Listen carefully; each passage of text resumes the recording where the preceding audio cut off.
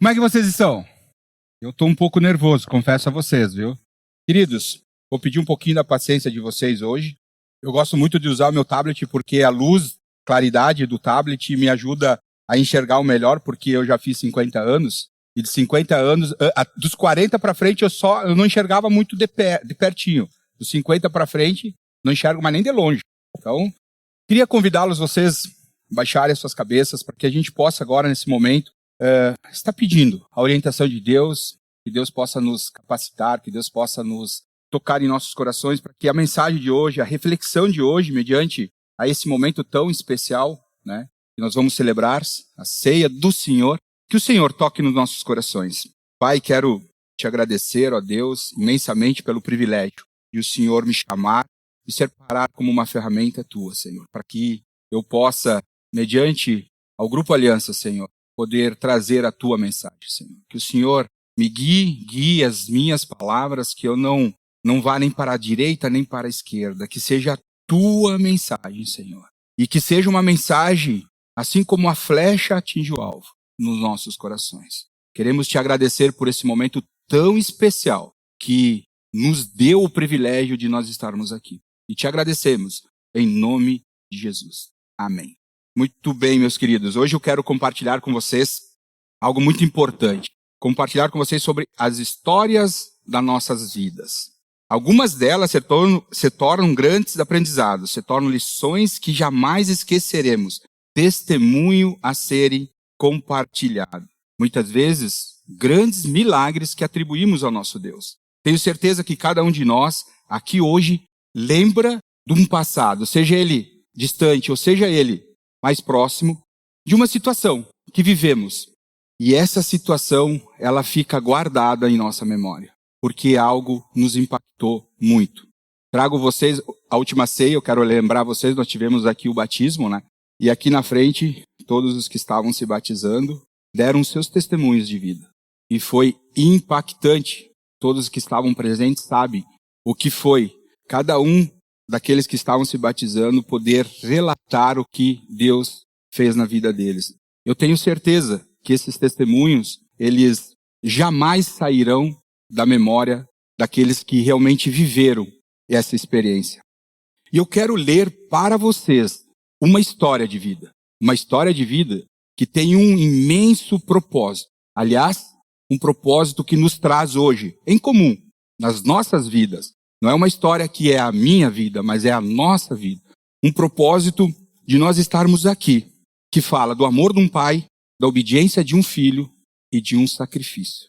E por isso, eu quero pedir para vocês toda a paciência do mundo, para que eu possa ler essa história para vocês. Vocês não precisam acompanhar na Bíblia de vocês, mas eu peço que vocês prestem atenção. Se vocês quiserem relaxar, colocar os cotovelos sobre os joelhos, fechar os olhos, meditam no que eu quero ler para vocês. E essa história, ela começa assim. Finalmente chegou o dia dos pães sem fermento, no qual deveria ser sacrificado o cordeiro pascal. Jesus enviou Pedro e João dizendo, vão preparar a refeição de Páscoa. E eles perguntaram, aonde devemos preparar? E Jesus respondeu, ao entrarem na cidade, vocês encontrarão um homem carregando um pote de água. Sigam-no até a casa que ele entrar. E digam ao dono da casa que eu pergunto, aonde é o salão de hóspedes, no qual poderei comer da Páscoa com os meus discípulos. Ele lhes mostrará uma ampla sala no andar superior, toda mobiliada. Façam ali os preparativos. Eles foram e encontraram tudo como Jesus tinha dito, e ali prepararam a refeição. Quando chegou a hora, Jesus e seus apóstolos tomaram lugar à mesa. E Jesus disse, estava ansioso para comer a refeição de Páscoa com vocês, antes do meu sofrimento. Pois eu digo, não comerei dela novamente, até que se cumpra o reino de Deus. Recebendo um cálice, ele deu graças e disse, tomem isto e partilhe um com os outros, pois eu digo que não beberei outra vez do fruto da videira, até que venha o reino de Deus. Tomando o pão, deu graças, partiu e deu aos seus discípulos, dizendo, isto é o meu corpo, que é dado em favor de vocês. Façam isso em memória de mim. Da mesma forma, depois da ceia, Jesus tomou o cálice e disse, este é o cálice da nova aliança, no meu sangue. derramado como sacrifício por vocês. Mas aqui, partilhando da mesa conosco, está o homem que vai me trair. Pois foi determinado que o Filho do Homem deva morrer, mas ai daquele que o trair. Os discípulos perguntavam uns aos outros qual deles faria uma coisa dessa. E depois começaram a discutir qual era o mais importante.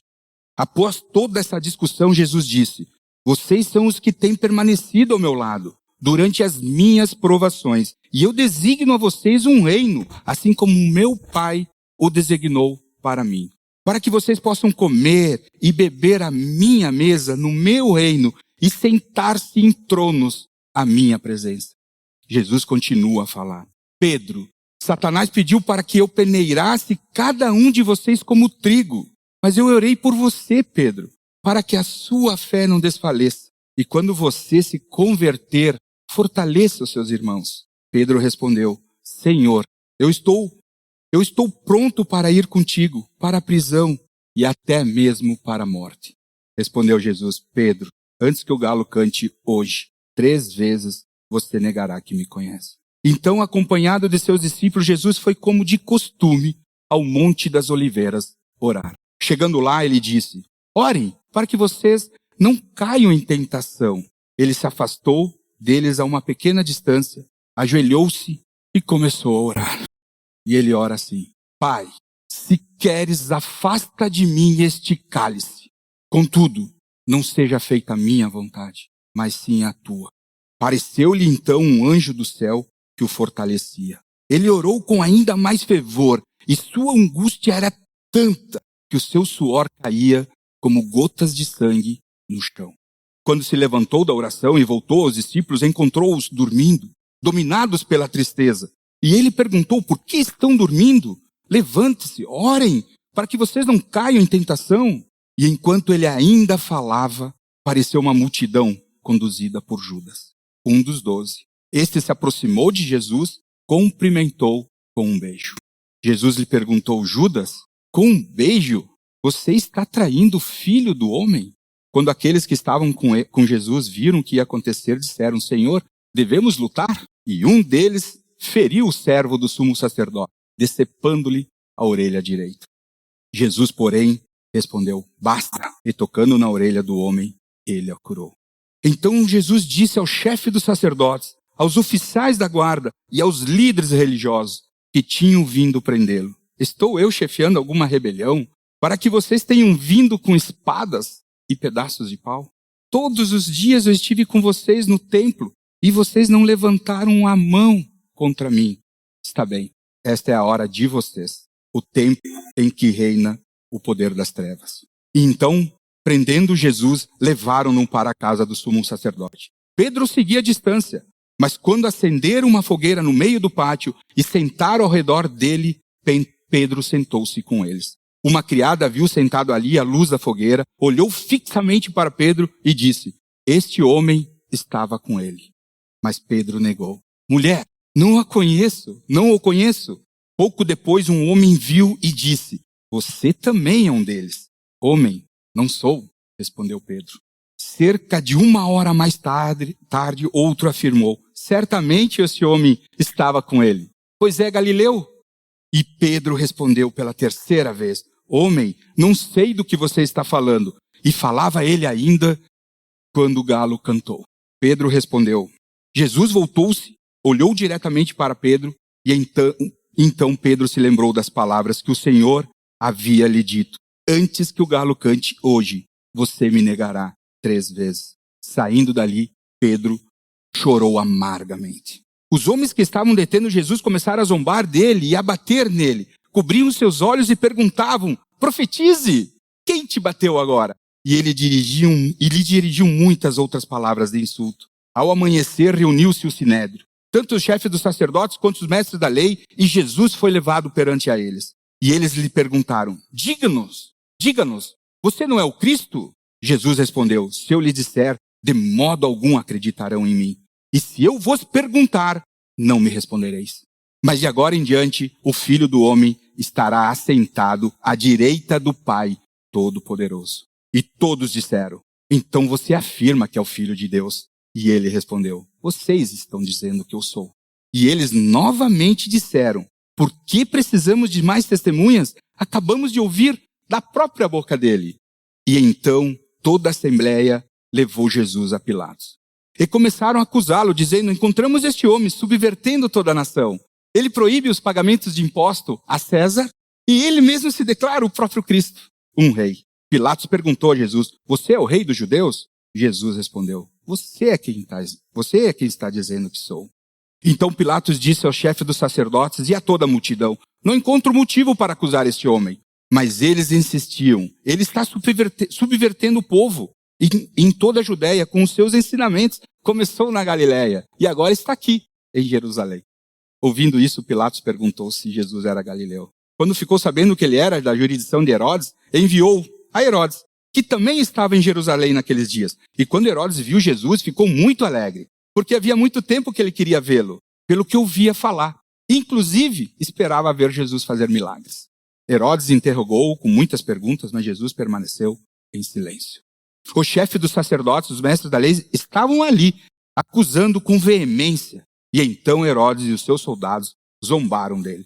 Vestindo-o com um manto esplêndido, mandaram de volta a Pilatos. Herodes e Pilatos, até aquele momento, eram inimigos, e naquele dia se tornaram amigos. Pilatos reuniu o chefe dos sacerdotes e as autoridades e o povo, e anunciou o seu veredito. Vocês me trouxeram este homem acusando-o de liderar uma revolta. Eu interroguei minuciosamente a esse respeito, e na presença de vocês, inclusive. E não há nada que o condene.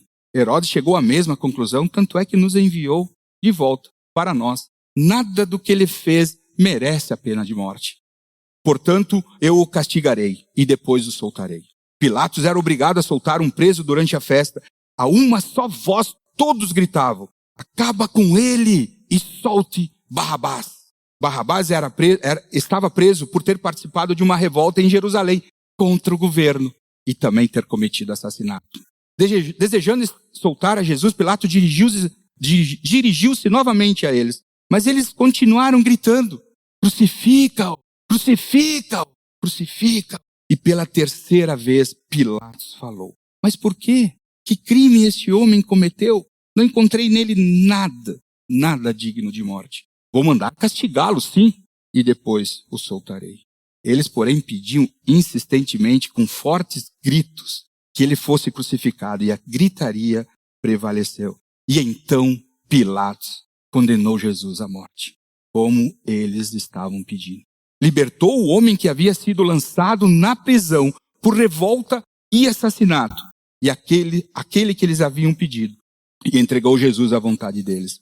E enquanto levavam Jesus para ser crucificado, um homem chamado Simão de Cirene vinha do campo. Os soldados o agarraram, puseram a cruz sobre ele e obrigaram a carregá-la atrás de Jesus. Havia um grande número de pessoas que o seguiam, inclusive mulheres que lamentavam e choravam por Jesus. Mas Jesus dirigiu-se a elas e disse: filhas de Jerusalém, não chorem por mim, chorem por vocês mesmas, pois chegará a hora que vocês dirão: felizes as estéreas, os ventres que nunca geraram e os seios que nunca amamentaram. Dois outros homens, ambos criminosos, também foram levados com eles, para também serem executados. E quando chegaram ao lugar chamado Caveira, ali crucificaram Jesus, com os criminosos, um à sua direita e outro à sua esquerda. Jesus disse: Pai, perdoa-lhes, pois eles não sabem o que estão fazendo. E então eles dividiram a roupa de Jesus ao meio, tirando sorte. O povo ficou observando e as autoridades o ridicularizavam, dizendo: salvou os outros, salve-se a si mesmo, se é o Cristo de Deus, o escolhido. Os soldados também zombavam dele, oferecendo-lhe vinagre para beber. Diziam: se você é o rei dos judeus, salve-se a si mesmo. Havia uma inscrição, uma plaquinha acima da cabeça de Jesus, que dizia: este é o rei dos judeus. Um dos criminosos que também havia sido crucificado lançava-lhe esse insulto: você não é o Cristo? Salve-se a si mesmo e a nós também. Mas o outro criminoso repreendeu, dizendo: você não teme a Deus, nem estando sobre a mesma sentença? Nós estamos sendo punidos com justiça. porque estamos recebendo o que os nossos atos merecem. Mas este homem não cometeu nenhum mal. E então ele disse: Jesus, lembra-te de mim quando entrares no teu reino.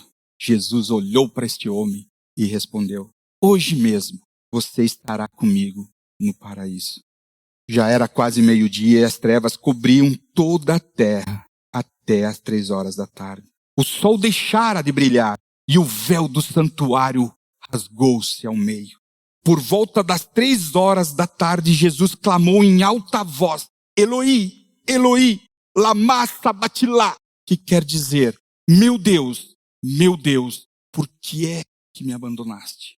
E novamente Jesus clamou em alta voz: Pai, em tuas mãos eu entrego o meu espírito. E com essas palavras, Jesus deu o seu último suspiro. Quando o oficial romano supervisionava a execução viu o que havia acontecido, adorou a Deus e disse: sem dúvida, esse homem era inocente. Comovente história. Lucas, capítulo 22 e 23. Entre 22 e 23. Se você quer manter isso vivo na sua memória, leia Lucas 22 e 23. Se você tiver vontade, se você tiver alguma dúvida. Porque sim, essa história merece ficar viva em nossas memórias. Foi acusado, julgado e morto inocentemente. Eu quero dizer para vocês que eu sou miserável. Eu sou um miserável. Porque muitas vezes sequer eu reconheço. Quando eu olho para essa passagem que está relatando o último momento de Jesus até ser crucificado, a gente olha para tantos ensinamentos, começando pela ceia, que não é mera coincidência. Hoje nós estarmos aqui para celebrarmos a ceia. O pão, que representa o corpo de Jesus Cristo, e esse suco, que representa o sangue.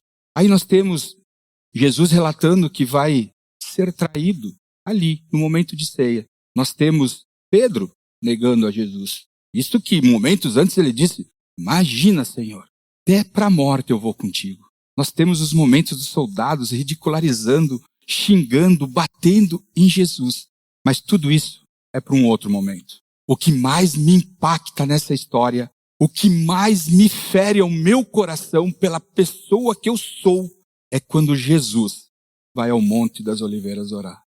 Ele leva seus discípulos juntos e diz: queridos, orem que vocês não sejam tentados. E ele sai a uma pequena distância, se ajoelha e começa a orar para o Pai e diz: Pai, está chegando a hora. Que privilégio estar aqui nesse momento, Senhor. Obrigado por ter me escolhido para passar por esse sacrifício. Eu não vejo a hora de derramar o meu sangue precioso. Foi isso que Jesus orou? Foi isso que Jesus orou? Ele se ajoelha e diz: Pai, se quiseres, alivia de mim esse cálice. Mas contudo, seja feita a tua vontade. A Bíblia fala que um anjo desceu do céu para confortar. Tamanha era a angústia de Jesus. A Bíblia fala que Jesus suava sangue de tamanha angústia.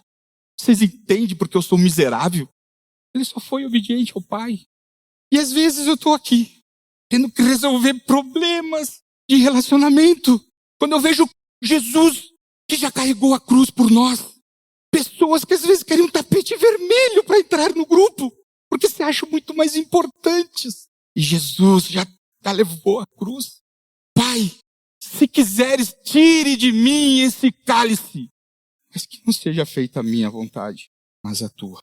João 6, 38, 40 diz assim, Jesus fala aos seus discípulos, diz: pois desci dos céus, não para fazer a minha vontade, mas para fazer a vontade de quem me enviou. E esta é a vontade daquele que me enviou, que eu não perca nenhum dos que ele me deu, mas o ressuscite nos últimos dias, porque a vontade do meu Pai é que todos aqueles que olhar para o Filho e nele crer, tenham a vida eterna. Meus queridos, o que nós estamos fazendo? Qual é o meu propósito nesse mundo? Se Jesus nem queria ir para a cruz, mas mesmo assim foi, derramou seu sangue precioso, foi surrado, xingado, humilhado. Um filho obediente, um sacrifício de um inocente. E eu aqui. Nem sei se eu mereço estar aqui na frente. Nem sei.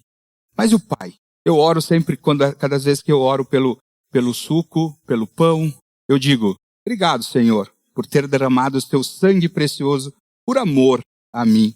O Filho morreu porque ele foi obediente ao Pai. O Filho foi obediente ao Pai. Por nós, pecadores, cruéis, maldosos, hipócritas, orgulhosos, nós não merecíamos o sangue de Jesus, mas ele foi obediente. E o Pai? João 3,16 diz que Deus tanto amou o mundo que deu seu Filho unigênito, seu único Filho, para que nele crê. Esse foi um amor incondicional. Eu quero fazer uma analogia, se vocês me permitem a paciência de vocês, para a gente entender com os nossos olhos, com os nossos corações, o que foi a atitude de Deus Pai. Para a gente achar que não foi só difícil para o Filho, porque para o Filho foi terrível. Eu quero chamar aqui na frente o Alcemir. Alcemir, pode vir aqui na frente, por favor. E quero chamar aqui também o B. Vem cá, B. Alcemir, eu vou te fazer umas perguntas, mas assim, ó, meu querido. Vocês conhecem o Alcemir? Todo mundo conhece? E o Bernardo? Aliás, o Bernardo eu sempre quis levar ele lá para casa, mas não para passar um dia, para viver comigo. Eu amo. E nós temos o Ariel também, que hoje ele não está aqui, que também é o filho do Alcemir. O Alcemir tem algo em comum que muitos homens, inclusive aqui presentes, ele é pai. Alcemir, tu ama o Bernardo? Sim, com certeza. Com certeza. Muito bom, Alcemir. Alcemir, tu daria a tua vida, mas a tua vida, em troca da do Bernardo? Daria. Que amor. Qual pai não daria? Levante-se. Eu não. Eu dou a minha vida pela minha filha. Minha vida. Tu ama o pai, né? Muito, né? Com certeza. Eu tenho certeza que em um momento ou outro, normal, tu foi desobediente ao pai. E não contou isso para ele até hoje. Muitas vezes. Muitas vezes, né? Mas eu sei que na grande maioria, na infinita maioria, tu é um menino muito obediente. E eu agradeço a Deus pela tua vida porque tu tá aqui com a gente. Eu queria te dizer assim, Bernardo, que bom, cara. Tu é um cara muito, muito privilegiado por ter esse paizão aqui. Alcemir, eu quero que tu olhe para todo esse povo aqui. Esse é o nosso povo, Alcemir. Olha o pessoal de Davi Canabá. A Ana Clara, pessoal lindo. Ó, eu conheço, já almocei na casa do Sidney. Pessoas maravilhosas. Olha para esse lado aqui. Olha, o nosso povo. Alcemir, esse povo está condenado à morte. Esse povo está condenado à morte. Eles estão infectados por um grande vírus. Sabe qual é o vírus? Infelizmente, estão todos condenados à morte. Mas, Alcemir, depois de muitos estudos, eu consegui chegar no antídoto. Gente, eu estou dizendo, meu coração, a minha forma de ver. Eu consegui chegar no antídoto. E podemos salvar a vida de todos eles. Olha que queridos, todos amorosos, todos simplãos, amáveis, perfeitos. Esse é o nosso povo. Só que tem um detalhe, Alcemir. Só tu pode ajudar nesse antídoto. Porque o antídoto, depois de tanta pesquisa, está correndo nas veias do Bernardo. O sangue precioso do teu filho, eu consigo fazer o antídoto para salvar o teu povo da morte. Só que tem um detalhe, Alcemir. Eu não consigo fazer só com uma seringa. Não dá. Eu preciso todo o sangue do Bernardo. Preciso todo o sangue do Bernardo. Mas olha para o povo. Alcemir, eu sei que tu ama o teu filho, mas tu daria o teu filho para derramar o seu sangue precioso por amor a esse povo? Não precisa responder, Alcemir. É uma pergunta forte, mas Deus conhece quanto é pequena a minha fé. E eu não tenho a fé de Abraão. Deus, com certeza, conhecendo o meu coração, não ia pedir isso para mim, porque eu não teria essa coragem. Obrigado, Alcemir. Porque Deus tanto amou o mundo que deu o seu filho unigênito, seu único filho. O Alcemir tem 2, né, Alcemir? Mas com certeza, se tivesse 10, não entregaria o seu filho. Mas Deus, Pai, entregou o seu único filho para nos tirar da morte. Deus não hesitou em dar o seu filho. O amor de um pai pelo seu povo. Porque Deus tanto amou o mundo que deu o seu filho, seu único filho. A obediência de um filho para com o seu pai. Contudo, não seja feita a minha vontade, mas a tua. Pois desci dos céus não para fazer a minha vontade, mas para fazer a vontade daquele que me enviou. E por um sacrifício, por um propósito. Porque a vontade do meu Pai é que todo aquele que olhar para o Filho e nele crer tenha a vida eterna. Para que todos os que nele crê não pereça, mas tenha a vida eterna. Queridos, estamos mediante a esse momento precioso. Tenho certeza que a palavra de Deus ela é muito clara ao nosso coração. Tenho certeza disso. Todos nós somos limitados E eu nem sei se eu sou a pessoa mais certa, muitas vezes, de estar querendo ensinar o povo de Deus, mas Deus capacita cada um de nós. Basta nós buscarmos. Estamos aqui, suco que representa o sangue do nosso Senhor Jesus Cristo, o pão, como já foi dito, o corpo do nosso Senhor Jesus. E eu quero convidar vocês para esse momento tão precioso, nós participarmos da ceia juntos, mas lembrando de quem é Jesus Cristo verdadeiramente. E é por isso que eu pergunto para vocês uma pergunta simples, tão simples, que a resposta não pode ser um problema para vocês. Tem que ser simples também. Quem é Jesus Cristo para você? Pai, muito obrigado por essa manhã preciosa que todos nós juntos participamos. Que possamos voltar para as nossas casas na tua paz, na tua alegria, no teu amor, na tua segurança. Conduza a família de Davi Canabarro em segurança para casa também, Pai. E queremos entregar esse resto de domingo em tuas mãos. Somos gratos. Em nome de Jesus. Amém.